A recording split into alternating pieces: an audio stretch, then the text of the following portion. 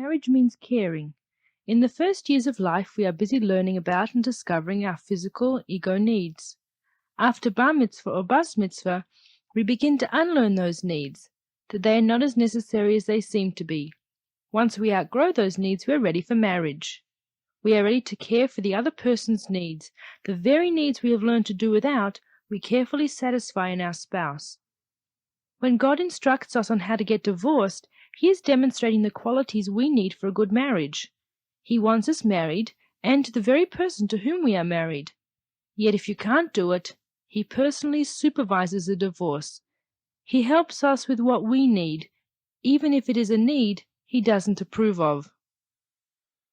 Concerning the first human beings, after God had created Adam and Eve, He told them that they should be married and that they should become one flesh.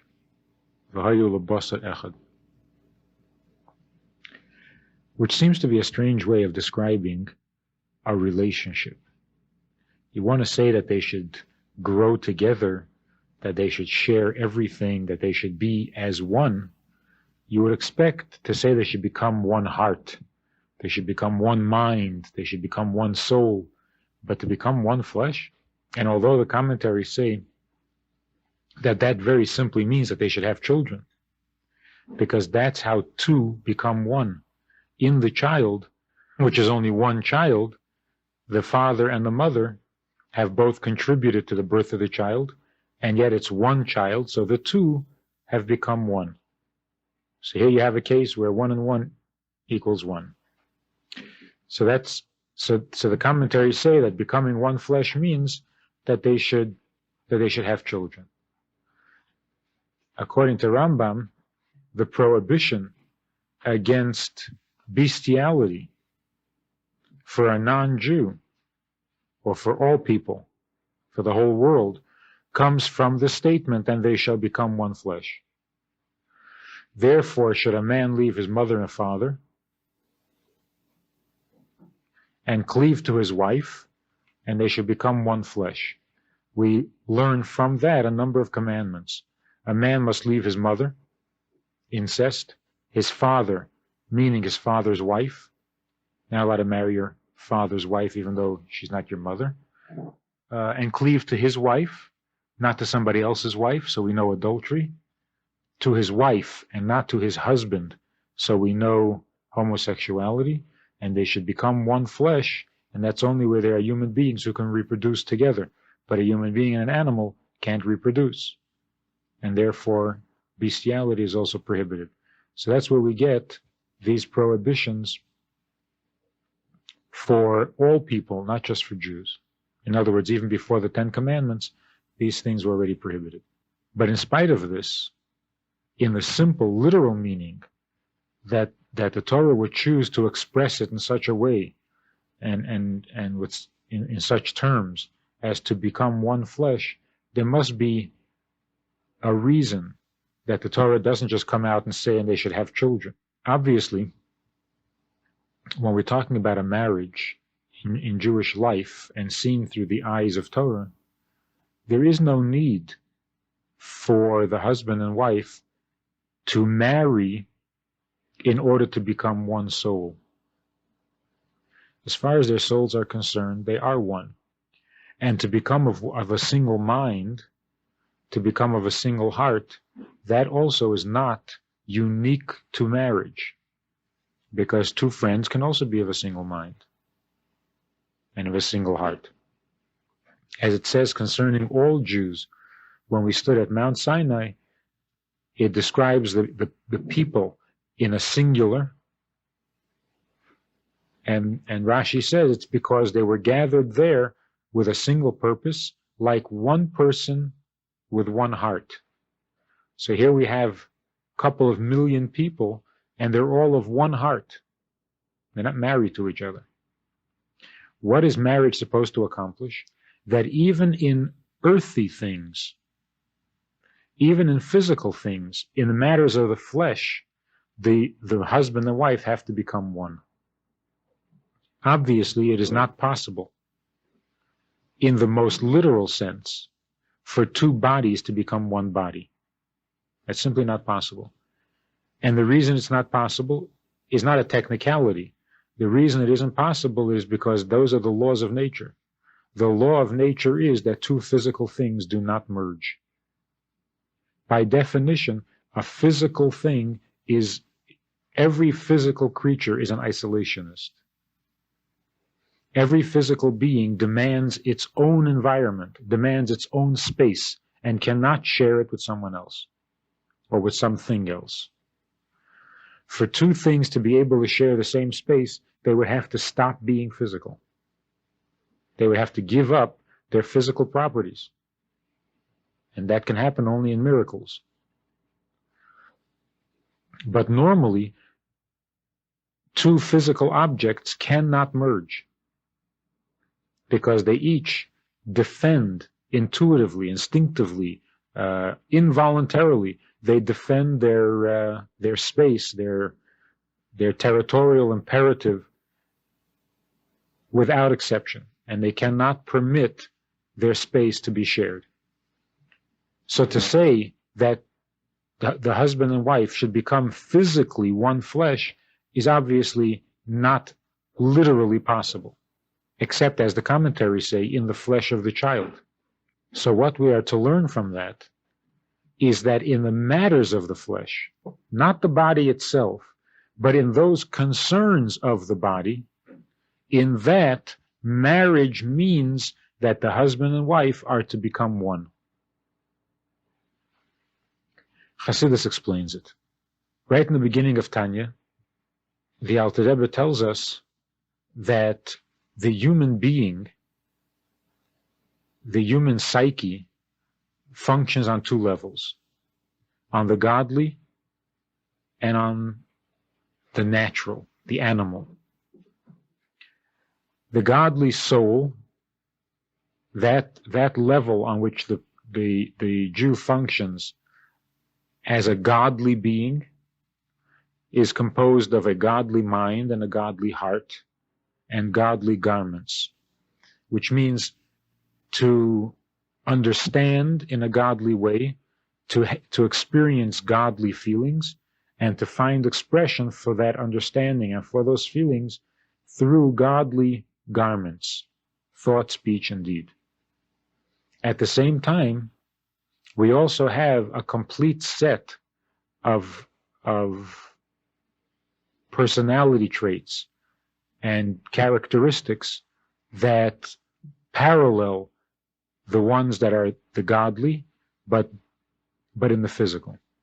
So here we have a mind that thinks in physical thought, in physical terms, in earthly terms. We have emotions that relate to and respond only to physical things, and then we have those garments that carry and reveal and express this kind of thinking and these kinds of feelings.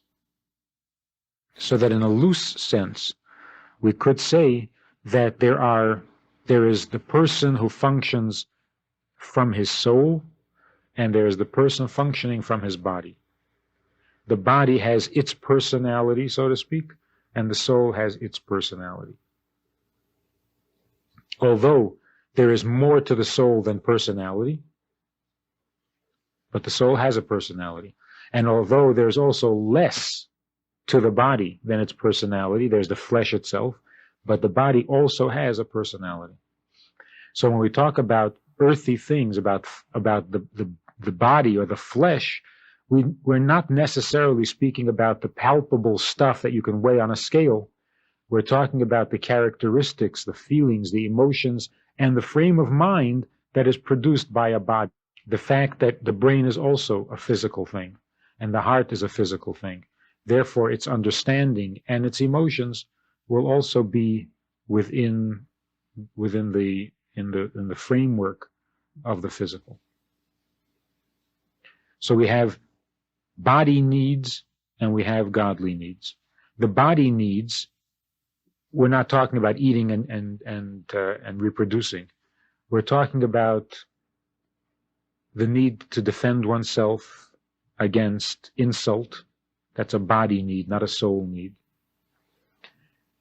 The need for recognition against insult. That's a body need, not a soul need. The need for recognition, to feel like you're a something and not a nothing, that's a body need, not a soul's need. The need to be respected and the need to be appreciated, the need to be understood, the need to be secure, all of these things are the needs of the body. A virtuous person, someone who has transcended in their life, in their living and in their lifestyle, has transcended the needs of the body, the demands of the body, can overlook an insult and let it be, doesn't have to defend himself against it, doesn't necessarily need to have security, can function even if things are not so secure, doesn't necessarily have to receive respect, but is more interested and more willing to give it. So we see that these things are the condition of the body, and that some people have either outgrown them or never had these needs in the first place. We're just born enlightened. In Torah in general, the ideal, the goal, is to grow from the needs of the body towards the needs of the soul. A very simple example. The body needs to eat. God comes along and says that on the 10th day of the 7th month, you may not eat. You have to fast. The body needs to be comfortable. God comes along and says, no, not on that day, the 10th day of the 7th month, you can't wear shoes. And you can't use perfumes or oils or any of these things that make you physically comfortable. And we do. We fast and we don't wear shoes and we don't use oils and perfumes and we don't question it. We don't doubt it. We're not horrified by the thought that the body is being denied. So it's being denied. It doesn't have to have everything it wants. Once in a while it can fast. Set nishaten.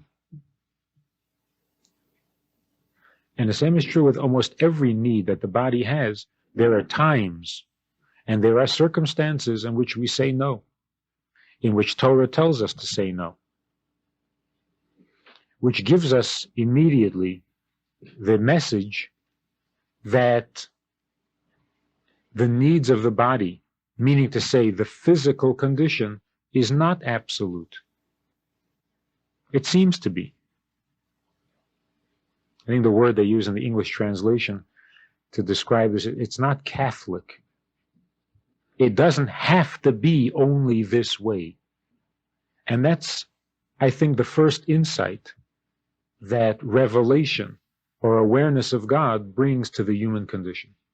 Because until then, and without Yiddishkeit, without Torah, without revelation, the human being would be convinced, and for good reason, would be thoroughly convinced that the human condition is a prison, that the physical condition is a prison to the human being. And we would never dare to step outside of it. But because God did communicate, first to Adam and Eve, and then to Noah, and then to Avraham, and then to Moshe, we discovered that there is more and that we are not imprisoned.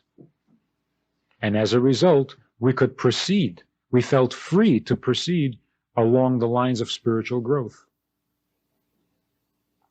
So just the very fact that a person says, if God tells me that I don't have to work on Shabbos, as a matter of fact, I mustn't work on Shabbos, that means that making a living does not depend on working on Shabbos. And if by some argument you can convince me that it does depend on working on Shabbos, then I come to an even more radical conclusion. I don't have to make a living. Because if God says don't work on Shabbos, and that's the only way one can make a living, then what is God telling me? God is saying that it's more important to observe Shabbos than to make a living, so don't make a living. That's a shocking statement. And it's not a license, by the way, to not seek employment. What it means is that these assumptions that seem to be almost sacred, laws that may not be violated, they're not so.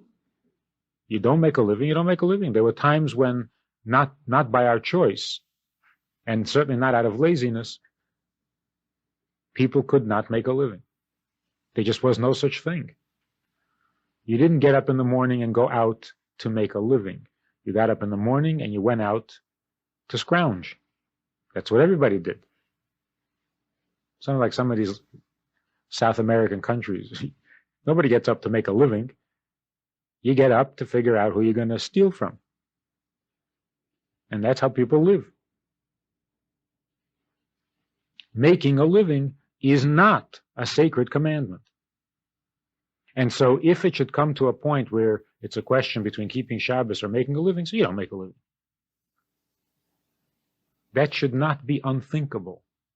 Not keeping Shabbos should be unthinkable.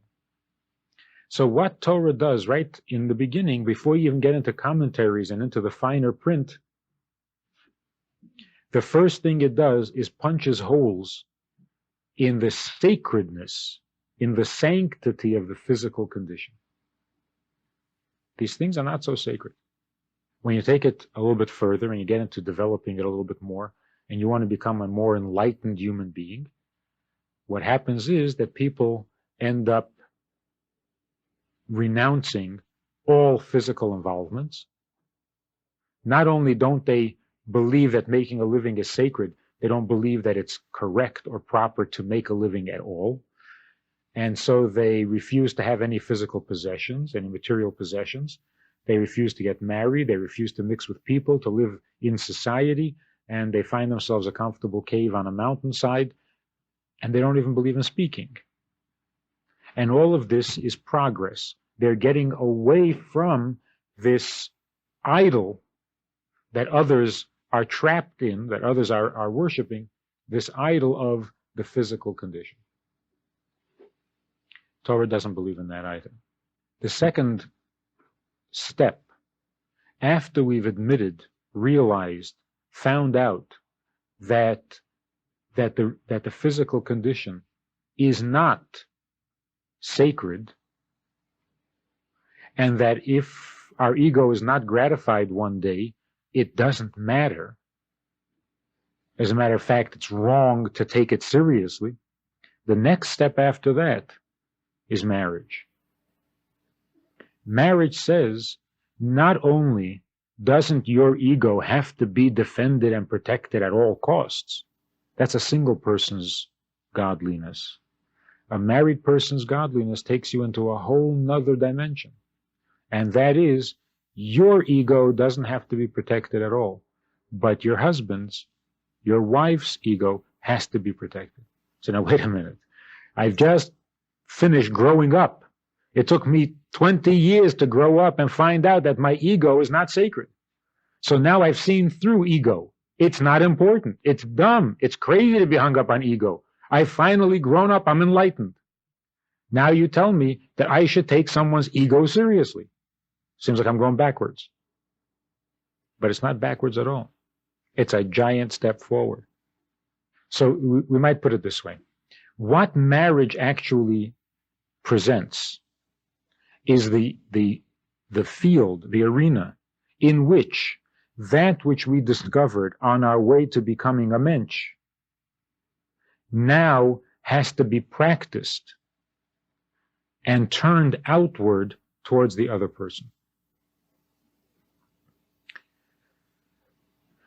To become one flesh would then mean having discovered your own earthy needs, the impulses, the demands of your animal soul.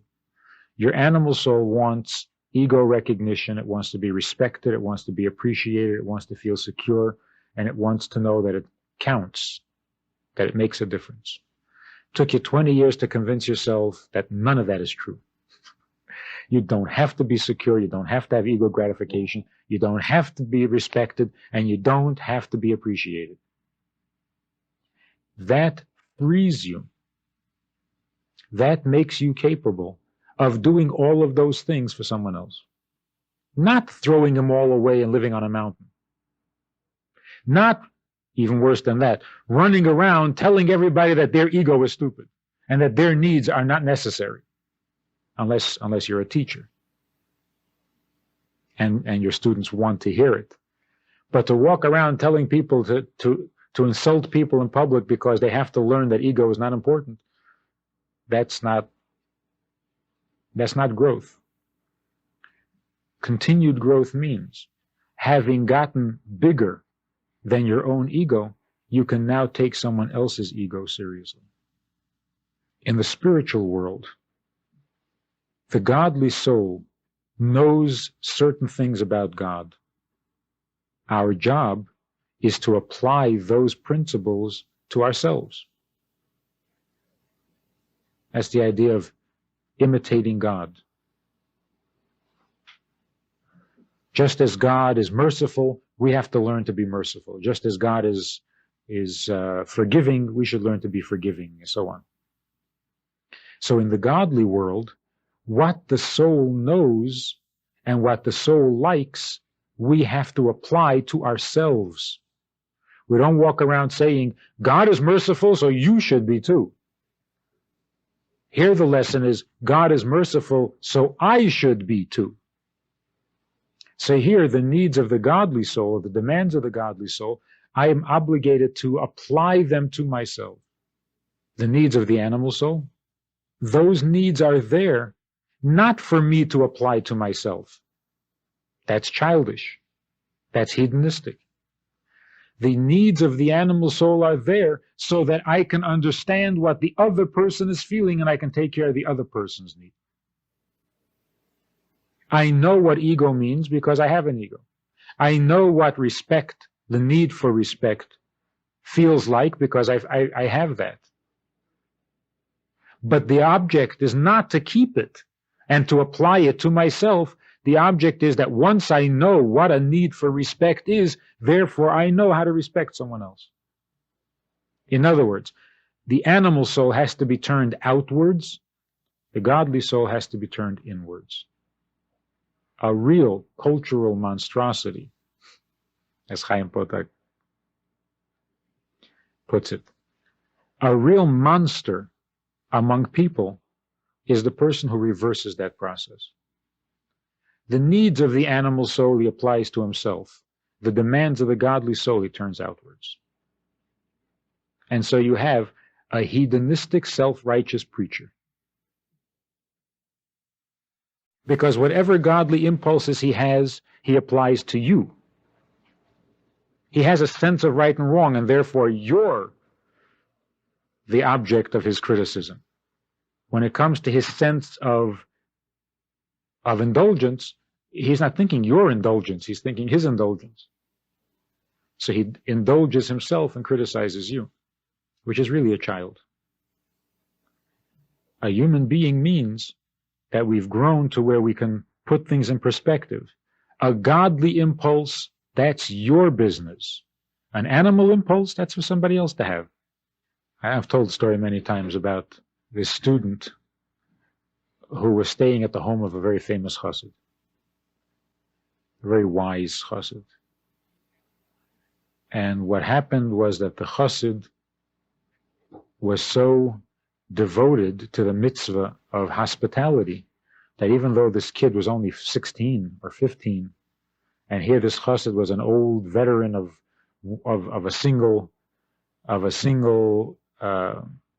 single-handedly taking on the Russian government and standing up to them and outliving them and so on and so forth. Yet he wouldn't allow anybody else to serve this kid in his house, because in his house he was going to do the mitzvah of hospitality. So he would actually serve him breakfast. So he comes to the breakfast table, and this older chassid, whom everybody admires and respects, tells him to have a little of this and a little of that. And after he's had that, he gives him a little of something else and says, this is fresh, and this is homemade, and this is delicious, and this is healthy. And he's feeding him all these things.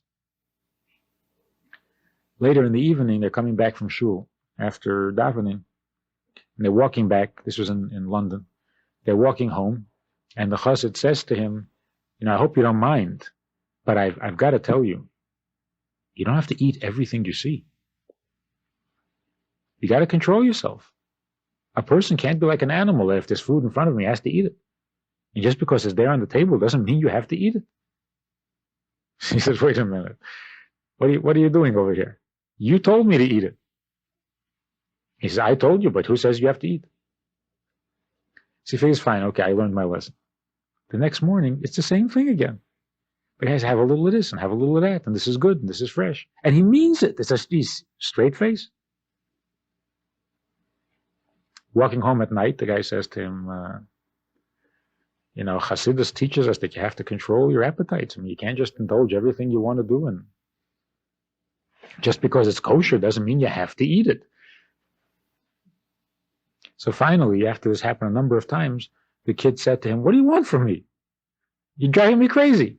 Here you tell me to eat, now you tell me not to eat. What do you want? He says, what do I want? He says, I don't want anything. In the morning, it is my mitzvah to offer you hospitality. So I do. That's the mitzvah. As a host in my house, I can't sit at the kitchen table, at the breakfast table, and tell you how to control your appetite. That doesn't seem right. This is my house, you're my guest. So I feed you. That's my mitzvah. It's not a mitzvah for you to eat. So when we're walking home, and I'm an older chassid, and you're a kid, and I have to explain to you at least something and share with you some of my learning, so I have to tell you, this is not the way a chassid behaves. But you're going to come to the house again, I'm going to give you everything, because it's my mitzvah to serve you hospitality. So when a person is grown up, he knows that the other person's physical comfort is a mitzvah to take care of. You have to tell them that this is good, and this is delicious, and this is fresh, and this is homemade, and this is all these things, because his physical needs, his physical interests, his physical pleasures, that for you is a mitzvah to take care of. Unless you happen to be his mashpia, unless you happen to be his teacher. If you're his teacher, then you got to sit him aside and say, listen, there's a divine principle that says that you can control yourself. So where is all of this practiced? When does all of this get put into effect? In marriage. And that's why, supposedly, that's why we today, in the modern enlightened era, don't marry at 12 or at 14 or even at 18, because we want to be married when we're ready to be married, when we're grown up, when we're a mensch. And what does that mean? It means that you take on the responsibility for the other person's animal soul when you have finally mastered your own animal soul.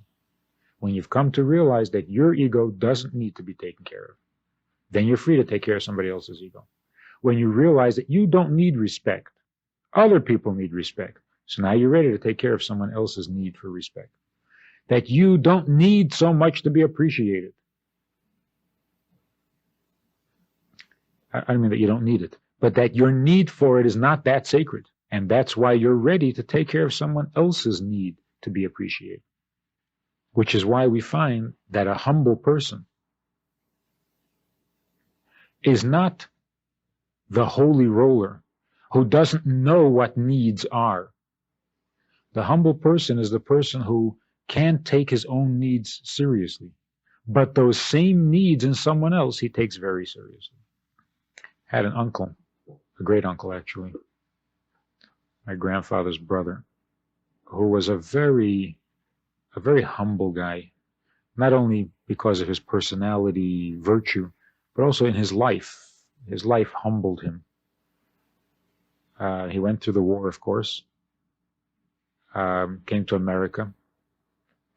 His wife had gotten very ill, never had any children. She died many years before he did, so he lived alone for a long time. He was a very lonely guy, very humble guy. And he would come to our house for dinners very often. He lived down the street. Very rarely said anything, and there really wasn't much to talk about. We considered him a little senile, but we were very young. And one day, but he's a very gentle, we never heard him raise his voice. One day we're sitting in the house, and in the kitchen at the table, and my mother was standing at the sink, and I was sitting at the table, and I asked her to give me something. I asked her to give me a spoon or whatever it was, or a cup. And this gentle old man turned livid, and he got indignant. He was beside himself. And he said 3 words and then climbed up again. He said, "Benutzen sich mit dem Mammen?" Using your mother? Sending your mother on errands for you? Get me this, get me that? He was absolutely livid with indignation. And that was it. That was the only conversation we ever had. But this genuine, he had no axe to grind. And he wasn't defending my mother's honor. It was just totally against his principles. You're a young kid, you get up and take it yourself. You don't send your mother on errands to get you this, that, or the other. So here's a guy who could have used a lot of help. He never asked us to come to his apartment to help him, to carry packages for him, to move furniture for him. Never anything. Because who is he that people should come and serve him? But on the other hand, somebody else? How dare you ask that person for a favor? She's a mother. She's older than you. So here's a guy who, either because of personal virtue or qualities, or as a result of the lessons life taught him, had learned to use both souls properly. He knew how to use his godly soul, and he knew how to use his animal soul. He used his godly soul and directed it at himself. His animal soul he directed at others. Other people are tired. Other people should not be bothered. Other people should not be made to run errands. He, on the other hand, before he died, he was in his 80s. And he used to attend this little shul on Kingston Avenue. And about 5 or 6 years ago, there was some guy here at Rochester, at the clinic, Mayo Clinic, and he came up to Lubavitch House for Shabbos. I didn't know him, and started talking a little bit, and he says, "Oh, you have a great uncle who's in?" I said, "Yeah." He says, "That man is something else." He says, "I davened with him for a year. I sat with him by the table. We davened in the same shul together for a year." He says, "He was really special." I said, "Tell me, I really don't know him." He said, let me give an example. An interesting little example. He lived 2 blocks from the shul. And he lived upstairs, my uncle. He lived on the second floor, third floor. So he would get up in the morning, and he would come to shul with his towel and go to the mikveh. The mikveh was in the basement of the shul. Then he would go back to his apartment, get his tallis and tefillin, and walk back to shul. So this young guy who was telling me about my uncle, he says, "I once asked your uncle, what do you have to go twice for? You have to climb the stairs twice. When you come in the morning, bring your tallis and tefillin. You have to go back and forth twice. When you're coming to the mikveh, bring your towel and your tallis and your tefillin, and stay in daven, then you can go home." He says, no. He says, you don't bundle up mitzvahs. Each mitzvah is separate. Mikveh is one mitzvah, davening is another mitzvah. And there's an expression in Gemara that says you're not supposed to bunch up mitzvahs. You're not supposed to treat them wholesale. But it doesn't mean that you have to walk back and forth twice, but that's how he felt about it. He said, "I'm trying to cheat God out of a couple of steps. It's a mitzvah to go to mikveh, so you go to mikveh. When you come back from the mikveh, it's a mitzvah to go to shul. But you don't kill two birds with one stone when it comes to mitzvahs. Which is a personal, it's not necessarily something that we all have to learn from and start walking back and forth twice to shul. But it's the kind of a sensitivity that this particular man had for these mitzvahs. So when it came to extending himself, doesn't matter, climb 3 flights of stairs twice. If that's a mitzvah, then I do it. But the thought of asking someone else to climb the stairs even once, unthinkable, indignant. Never mind climb the stairs, just turn around and hand me a cup. How dare you ask someone to do that? So the lesson or the message in the words that the man and woman should come together and they should become one flesh is really a moral lesson. To become one soul is not an accomplishment. All Jewish souls are one. Particularly the souls of a husband and a wife are meant to be one, are two halves of the same soul, and so on.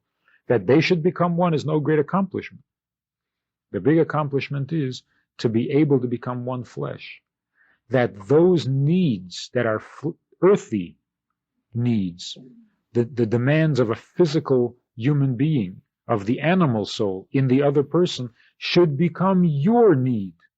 That the other person's discomfort, even though it's only physical, becomes your discomfort. It's certainly no mitzvah to indulge every physical passion or pleasure, no matter how kosher it is. And yet, there's a famous story about a rabbi of a big Jewish community, a very learned Jewish community in Poland, who was relieved of his position. He was fired because a woman came to him to ask him a question about when she could go to the mikveh, and he got busy with something else, and he didn't get back to her until the next day. They fired him. And it's a traditional, it wasn't an exception. That's the attitude, that if it was possible to permit a couple to be together physically by ruling on the question that was asked, and you don't rule, you've kept them apart unnecessarily, you don't deserve to be a rabbi. So now, wait a minute, what's so terrible? So they control themselves for a night. It's not such a mitzvah to indulge in every passion anyway. And it's not necessarily the case that they needed to fulfill the mitzvah of having children. They had lots of children. So what's so terrible? So they was a big deal. They were married for 40 years. What's one night? So that's what you should say about yourself. That's a message appropriate for oneself. If I get denied what I want and what I enjoy, nicht gefährlich.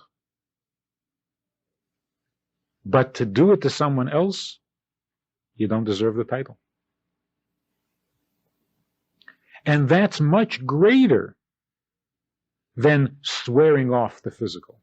Nobody should be physical. It's silly. It's corrupt. That's easy. And there's no virtue to that. The virtue is that what you've learned to dismiss in yourself, you take very seriously in someone else. That's marriage. And that's really the only place it happens on a daily level. That's almost like the testing grounds after the theory. You've read the theory, you've heard the theory, now put it to work. After all is said and done, with marriage being the virtue that it is and the ideal that it is and the mitzvah that it is, Torah comes along and says, if you're getting divorced, this is how you do it. I was talking to a woman, a middle-aged woman, who had been divorced civilly for 8 years. She had divorced him. It was her idea. She threw him out. Never had a regret.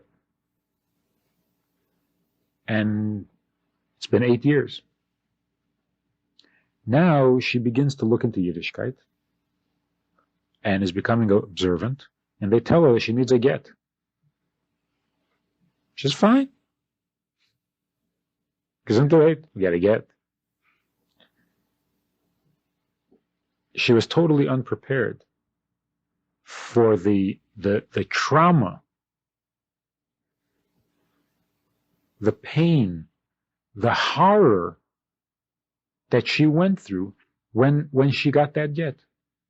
It was as if she was being divorced for the first time from a guy she didn't like, from whom she had been divorced, as far as she knew, for 8 years. And yet, that get did something. It severed something that had not been severed all that time. And that severing was traumatic.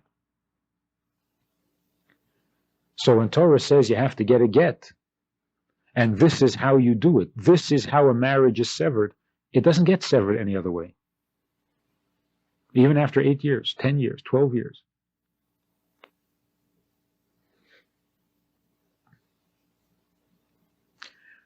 Why does Torah tell us how to get divorced if Torah believes in marriage?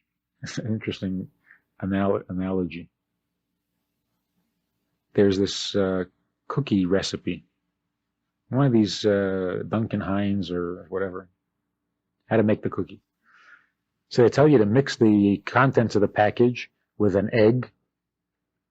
And listen to this. It says, stir it with a spoon no more than 50 times. You actually count as you stir it, 50 times, not more. So somebody was reading it off as they were preparing it.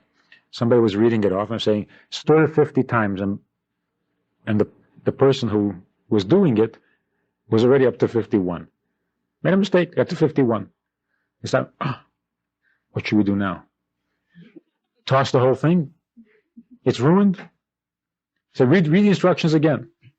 So read it again. It doesn't say anything. It doesn't say what to do if you made a mistake and mixed it 51 times. And you're left, you don't know what to do.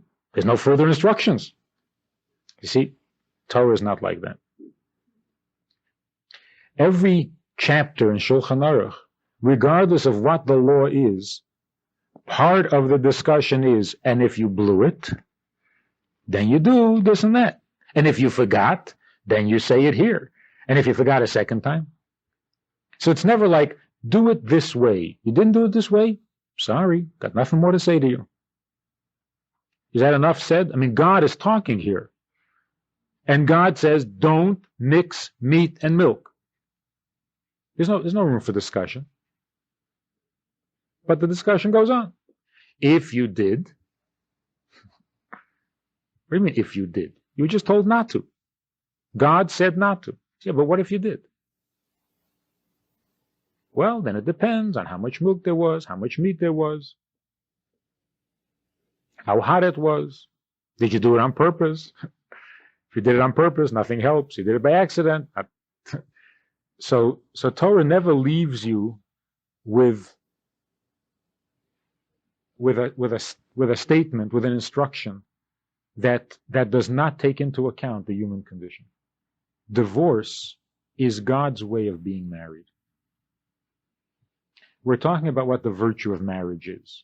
That although you believe in something very strongly, and for yourself you take it very stringently, with someone else you're compassionate and lenient. That's God. God believes that you should be married. God believes that you should be married to the person you're married to. That's what he believes. He takes it very seriously. You don't want to be? It hurts? You can't? God says, then don't. Then don't. Here's how you get divorced. Here's how you get out.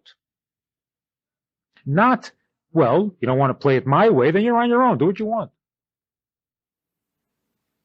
No. This is his way. God wants you to be married and to stay married. But then you come to him and say, I can't. I can't. It feels terrible. Even if it isn't terrible, it feels terrible. I don't like it. I can't stand it. I can't take it. God said, oh, you can't? Well, then here's how you get out. Not find your way out. Let yourself out. You're on your own. I want you to be married. You don't want to be married, it's your problem. No. Torah doesn't say, you want to get divorced? You may. You may? How? You told me how to get myself into this. Torah tells you not only that you may get out, but Torah tells you how to get out and makes it possible to get out and writes an entire volume of Talmud to help you get out when you need to get out. So that even in the laws of divorce, we see the virtues of marriage.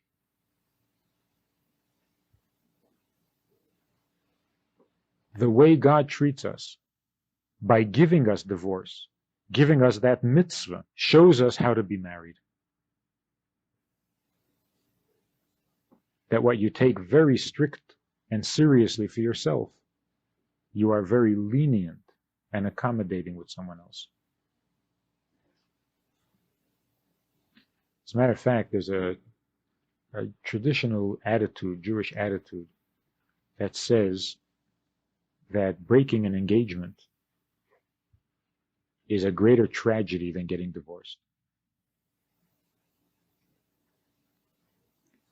Maybe not emotional tragedy, but spiritual tragedy. Why? So someone once explained it. He said, if a couple is engaged and they break off the engagement, breaking up that engagement has no virtue. There's nothing good about it. Here were two people who were very close, who were very friendly, who liked each other enough to want to get married. That was special. Now they're saying, nah, forget it. There's no virtue in the forget it. Let's not be friends. Let's not get married. What's the virtue in that?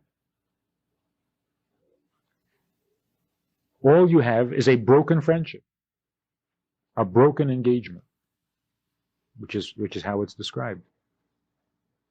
But a divorce is a mitzvah. When two Jews are getting divorced from each other, there's a set of mitzvahs that come into play, that are set into action, set into motion. There's the mitzvah for how the man is supposed to write the thing, and how the scribe is supposed to put it together, and how the rabbi is supposed to authorize it, and how it's supposed to be delivered, and how it's supposed to be given, how the woman has to receive it. A whole set of it. You're involved with a divine commandment. So it's not like God says, the mitzvah is to be married. You don't want to be married, geh gesundheit. It's not that. If you don't want to be married, there's a mitzvah in that for you too. God gives you a mitzvah on your way out as well. Which tells us another thing. Some people use the argument that marriage is a gamble. You think, you hope, you trust that you're marrying the person who is meant for you. But it's a gamble, because you could marry a person who is not meant for you. So how do you know that's possible? How do you know that you could marry someone who wasn't meant for you? So their argument is very simple, because even the Torah says that you need to get divorced sometimes, which means you must have made a mistake. Their argument is that the mitzvah of divorce, or the instructions of divorce, is the escape clause. If you marry the wrong person, you have to get out. Here's how you get out. But that's not correct. The fact that God gives us a mitzvah concerning divorce doesn't mean we marry the wrong person. Because that really isn't possible at all. The same God who gave us the commandments and tells us that mitzvah, that marriage is a mitzvah, is the same God who runs the world and makes everything happen. So the God who says, be married, it's a mitzvah, is the God who introduced you to your husband or to your wife and led you to marry him. The fact that he also says you may get divorced if you should need to is not because you may have married the wrong person. You can't marry the wrong person. Talking about having kids. there's this woman who said to me once, "You have how many kids?" Whatever, I remember how many we had at the time. Did you have how many kids? Do you know that there are many people who don't have any?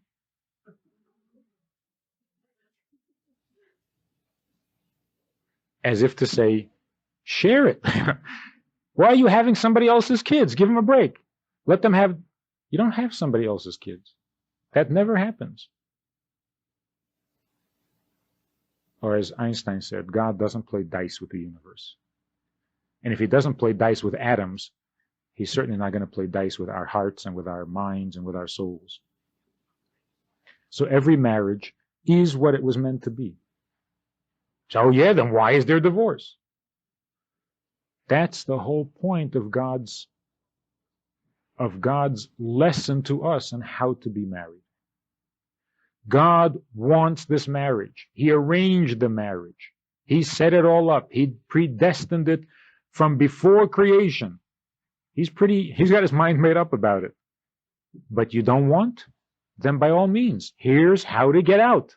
How to get out of something that I want, that I planned, that I predestined. But you don't like it and you can't take it, then let me help you out. Then end this marriage that was predestined, that as Tevye says, it will ruin some vast eternal plan, but do it, because I don't want you to suffer. So even in divorce, God is teaching us how to be married. All of this is a reflection of our relationship with God. Because the reason marriage exists in the first place, like everything else in the physical world, it is a reflection of something in the spiritual world. That's why this whole world is relative. Because we're only a reflection of something real, of something absolute. There is an absolute marriage that exists between Jews and God. And that absolute marriage, when it reflects on earth, becomes human marriage. So this condition of being very strict and very exact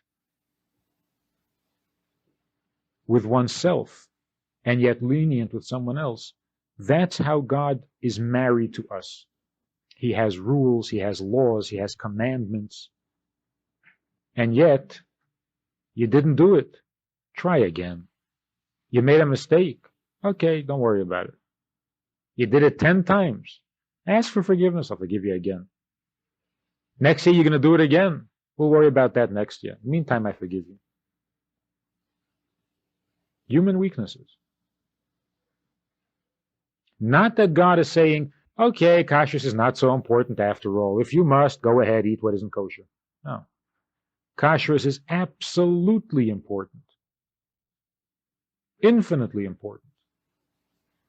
But you couldn't do it. I'll forgive you. And therefore, it is only right that we respond to God in the same manner. If we do something wrong, we have to take ourselves to task. If I'm not considerate of God, I have to condemn myself for it. But if I think that God is not being considerate to me, so what does he owe me? He doesn't owe me anything. But I owe him. So I demand of myself constantly. Of God, I'm constantly patching things up for him. He really means well. It'll be well in the end. You'll see, something good will come from it. But you don't say that about yourself. Okay, I'm stupid, but in the end, it'll be good. That doesn't make sense. And the reason we treat God that way is because he treats us that way. He says it is a divine, eternal, cosmic commandment that you not do that. Oh, you did it again? Okay, try again tomorrow. So why you be so lenient with a cosmic divine commandment? He's not being lenient with the commandment. He hasn't changed his mind about the commandment at all. But you were upset. You didn't really know. No one really explained it to you. Or you were angry at him. He understands. So we respond the same way. It boils down to everybody has their better judgment. The expression, my better judgment told me not to do it, but I did it. What is this better judgment? Some higher standard? Some knowledge of a better way to be? We all have that. But somehow it's reserved. It's in mothballs. And our daily life doesn't reflect it at all. Once in a while, there's a collision. And my better judgment comes along and says, time to quit. Stop that already. But I don't. I go ahead and do it. And then when I finally have to face the consequences of what I did, and I'm really in bad trouble, I can at least save face and make it sound a little bit better by saying, well, my better judgment had told me not to. I'm not completely stupid. Well, that makes it worse. If your better judgment had told you not to, then why did you? At least if you didn't know.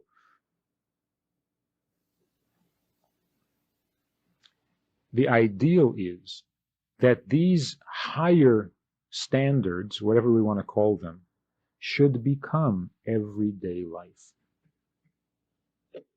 How divorced is our spiritual awareness, our sensitivity, from physical affairs? What the Torah tells us right in the beginning of creation, God said to Adam and Eve, get married, but don't forget to become one flesh. Get married, of course, everybody believes in marriage. It's a very high institution. Very noble.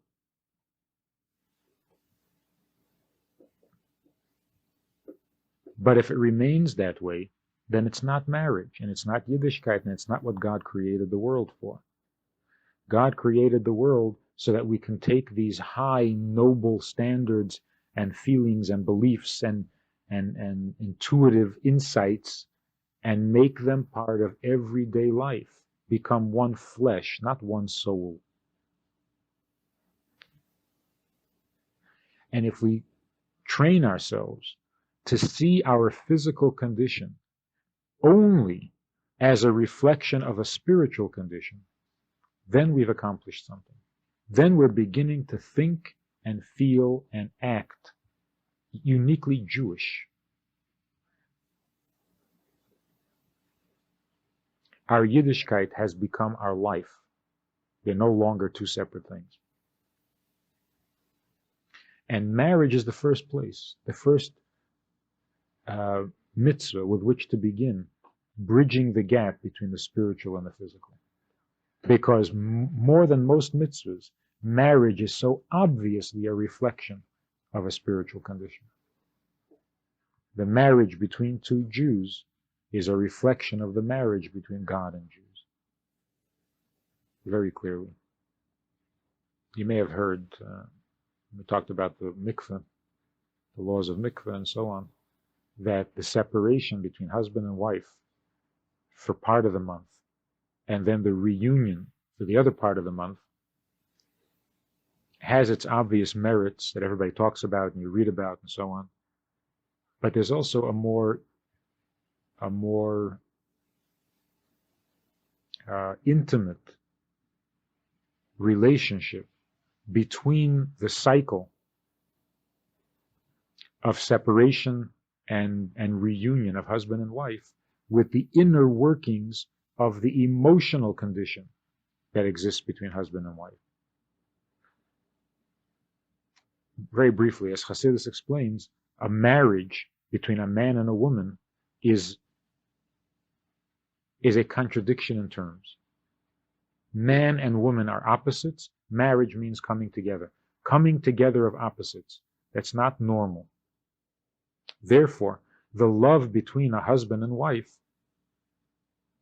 is not a normal kind of love that is calm and pleasant and steady and consistent, like the love between parents and children, or the love between a brother and a sister, but rather the love is, by its very nature, and necessarily so, a stormy kind of a love, which means that it's more intense than the love between a brother and sister. But at the same time, its intensity comes not from their closeness, but from the fact that they're opposites, from the fact that they're strangers. In other words, the impulse of love that pulls them together in spite of their differences. And that intensifies the pull, that intensifies the tug. Whereas a brother and sister don't have those differences. They were born of the same flesh and blood. And therefore their love doesn't have to pull so hard. So it's a pleasant kind of a love, but not very intense. So that emotionally speaking, we might say that a husband and wife are constantly getting married and getting divorced and getting married and getting divorced. But it happens so quickly that you can actually live a smooth lifestyle, like a film, if it moves fast enough, seems to be smooth. But really, it's just a bunch of isolated frames. Movement and stop, movement and stop, movement and stop. The same is true with the emotion between husband and wife. It's, we're together, but how? We're one, but we're two. We're related, but no, we're strangers. And that constant back and forth intensifies the love. Halachically, this is reflected in the fact that marriage, halachically, the act of marriage, the wedding, the moment of marriage, is legally a constantly repeating event. It's not something that happens once and then you stay married for the rest of your life. Every moment that you're not divorced, you are then getting married. So that divorce, in effect, means you stop the marriage from repeating. Because as long as you don't stop it, it repeats. Every second. You were single, you got married. You're single, you got married. Halachically, there's a whole discussion on that. One of the sages who revealed this, who discovered this, who analyzed this and explained it, came to a meeting someplace where another rabbi who had read some of his writings. So the second rabbi went over to him and said, "Oh, Mazel Tov." He says, What? He says, "For your marriage." He says, "What do you mean?" He says, "According to your writings, you just got married." Because every second it happens again. It's not that you can do it once and then it just stays. It can't stay. Because a man and woman can't be married to each other. It's not normal. They're opposites. They're not related. They're strangers. So, well, they stood under a chuppah and they said Amen and they were married. Come on, what is this? Hocus pocus, you're a fish? You were strangers for 25 years. You were born on different ends of the world. What do you mean you're related? Because you said so? So, okay, let's be related now. What is this, playing house? You're strangers. Not only strangers, but opposites. So, yeah, well, we cut that out. We stopped. What do you mean you stopped?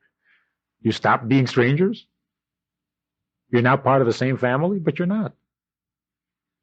See what happens when your mother comes to visit.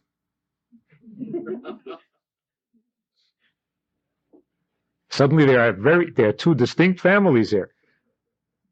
You're really strangers. But you do this thing that brings you together. Okay, how long is that going to last? A second. After that, you're strangers again. So you do it again, and it brings you together. And there's this constant to and fro kind of a pull and so on, even legally. This is also reflected in the laws of mikvah. If you're to maintain, to preserve this kind of love, because if it should become a steady love, like between a brother and sister, then something is very wrong. emotionally, clinically, it's wrong. It's not a healthy relationship. A husband and wife are not supposed to feel like brother and sister. Yeah, that's incestuous. So it's not supposed to happen. The way that this unique kind of love, in spite of everything, is preserved is by creating a lifestyle that reflects those emotions and thereby supports it. Since the emotion is a separating and coming together constantly, therefore the lifestyle, the way you actually live with each other, is also a separating and a coming together, a separating and a coming together. That's a reflection of the halachic status of marriage. The status of marriage is that these are two strangers constantly pulling together in spite of their separateness. And why is that? Because marriage between a man and a woman is a reflection of marriage between man and God. And in the marriage between man and God, obviously, we can't just say, okay, we're married to God. There's an infinite distance between us. So we pull towards God, but then we're still human. So we pull again, but then we're still human. And that's the whole idea of a Baal Tshuva. The whole idea of Tshuva is we want to be good, but we'll try again. And we'll keep trying again. Because in spite of the distance, we are married. In spite of our differences between God and us, we are married. And that marriage has its ups and its downs, and we've been good and we've been bad, and God's been angry at us, and he's been nice to us, and he's turned his back on us, and so on and so on and so on. A very stormy marriage. But in essence, a good marriage is also stormy. Even the calmest marriage is stormy if you look below the surface. Just like on the surface, this table seems to be very calm. But if you look below the surface, there's all sorts of busybodies running around over here, colliding with each other and doing all sorts of weird things. And yet from all that activity, you get a very calm table, a very useful table. And the same is true in marriage. So the moral of all of it, not just marriage, but all the subjects that we've talked about in all of these various series of lectures and so on and so on, it all boils down to one thing. We have to be able, as Jews, to look with Jewish eyes. And to look with Jewish eyes means you look at a physical thing and something spiritual comes to mind. Because that's it, because that's the truth. The physical is there to remind us or to teach us or to give us an opportunity to do something about the spiritual counterpart that this physical thing represents. And when we lose sight of the spiritual part, then the physical begins to wither. Without its roots, it can't last very long. And refreshing the roots obviously refreshes the whole thing.